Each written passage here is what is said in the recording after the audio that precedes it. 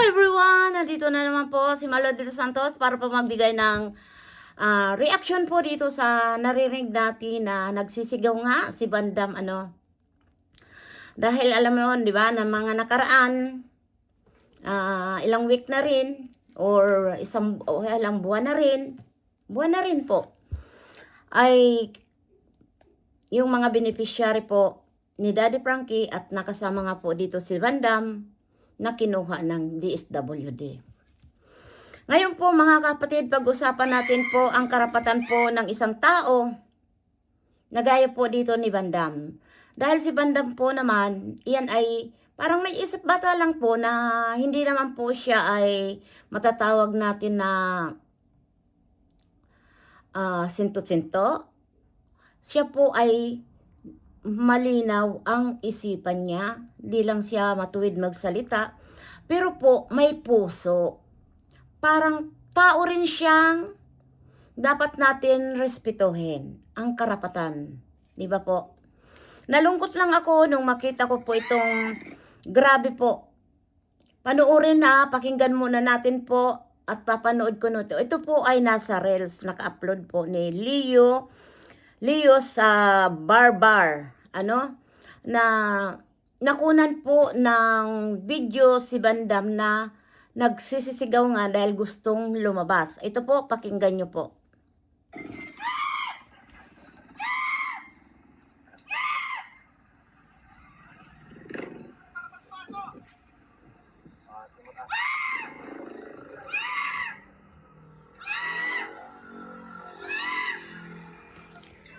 Alam niyo po mga kapatid, ito po ay si Bandam, no? Nakakaawa po ang kalagayan ni Bandam dahil sanay siya ng malaya. Kung saan man niya pumunta, nakakapunta sila. Kung kido doon sa puder ni Daddy Frankie, malaya po si Bandam. Na kahit umalis, bumalik, hindi po yan pinipigilan ni Daddy Frankie. Ayan eh.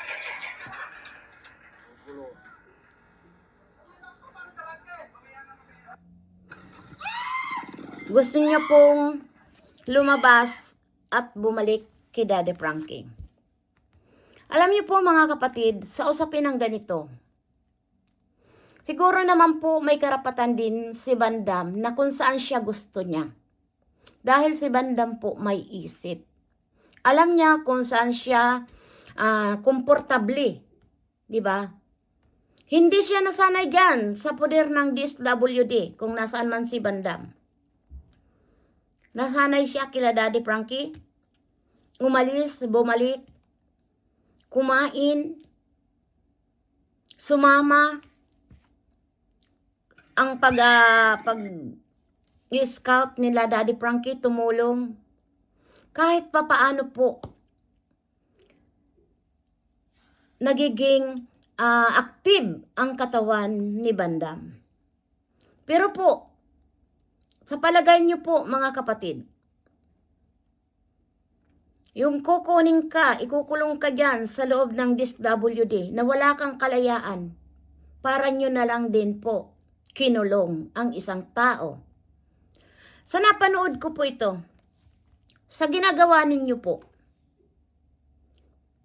sa ginagawa nyo, may karapatan ba kayong ikulong na parang kriminal ang isang Bandam? No? Lahat tayo po may kalayaan. Lahat po tayo, pwede tayong magdesisyon. May freedom. Bakit nyo gagawin po ito sa isang tao na gustong maging malaya? Kahit saan niya gusto pumunta. Nakakalungkot lang po talaga mga kapatid na ganito ang trato ng isang DSWD sa kanyang mga tinutulungan. Wala tayong karapatan, mga kapatid, na saklawan ang karapatan ng ating mga kababayan na kagaya nito kay Bandam. Tingnan niyo po.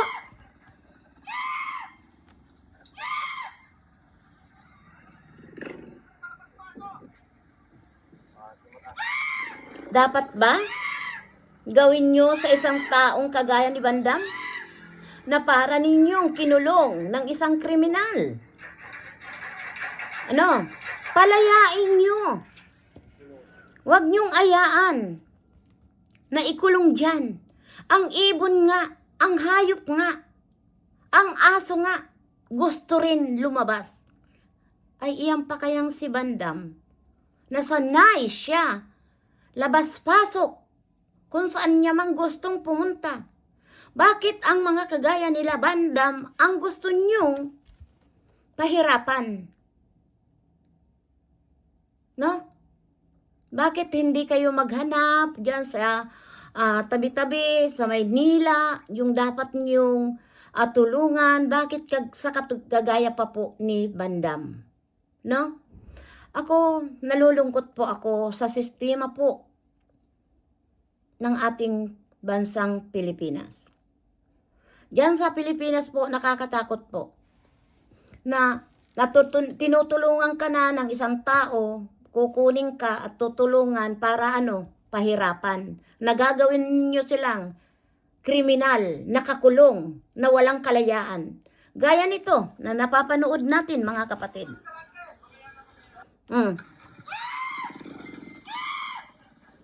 Tama po ba yan? Makatarungan po ba yan na ginagawa nyo, mga kapatid? Hindi po yan makatarungan dahil isa po dito sa Italia. Hindi po yan ginagawa. No? Kakaawa po. Nakakaawa, nakakadurog po ng puso na mapanood mo ang isang kababayan natin na dapat po kayo mismo ang makakaunawa. Huwag niyo pong pairalin ang batas. Pairalin po natin ang kababaan ng loob natin. Nandyan tayo po para tumulong. Hindi natin pwedeng pahirapan ang isang kagaya ni Bandam. Lalabas siya.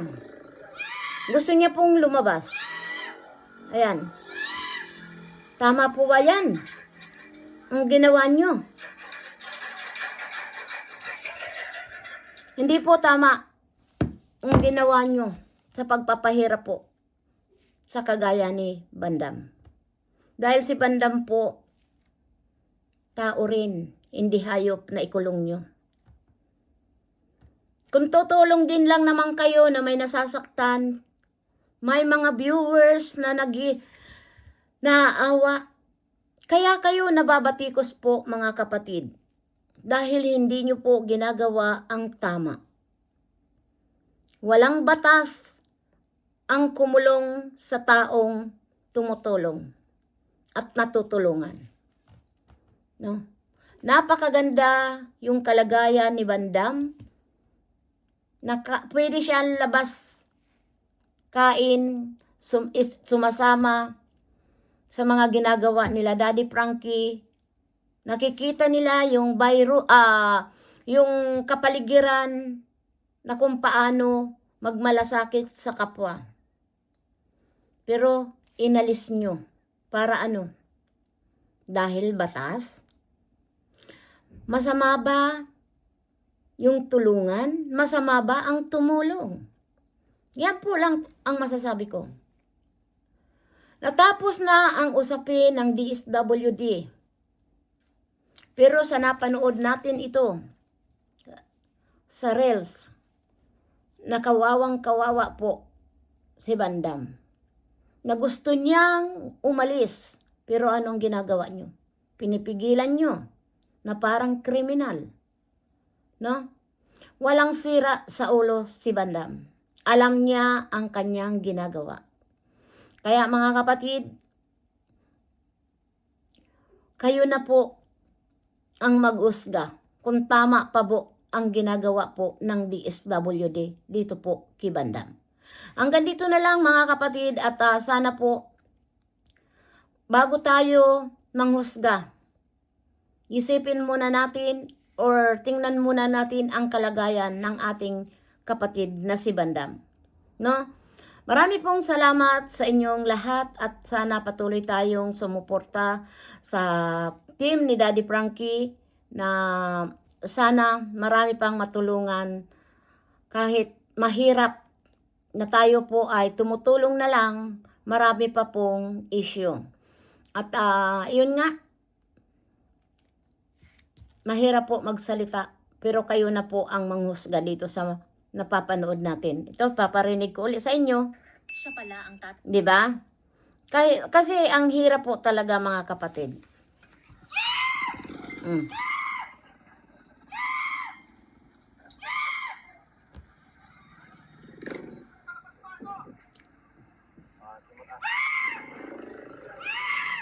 Dala niya na yung mga gamit niya at gusto niya nang lumabas. Bakit hindi niyo payagan, mga kapatid? Siguro naman po, ang hirap na makita niyo ang isang tao na ayaw nga sa inyo. Dahil tandaan niyo po, mga kapatid. Kung mabuti ang kalagayan nila dyan sa loob, kung saan man si Bandam ngayon, hindi po yan aalis. Diba?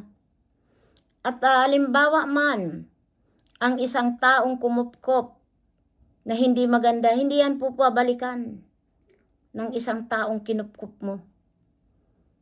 Diba?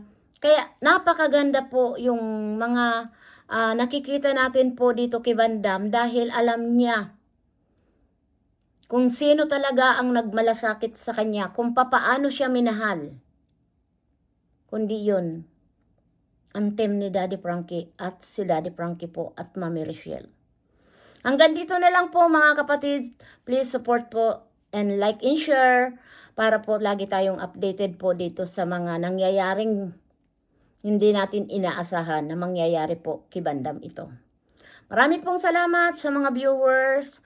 God bless you po at sana po ay matuto tayo pong magrespeto sa kapwa natin. Hindi po ganito pong garapala na ang nangyayari po. Nakakalungkot po, nakakaawa po si Bandam. Marami pong salamat. God bless you po. Bye-bye. We love you so much.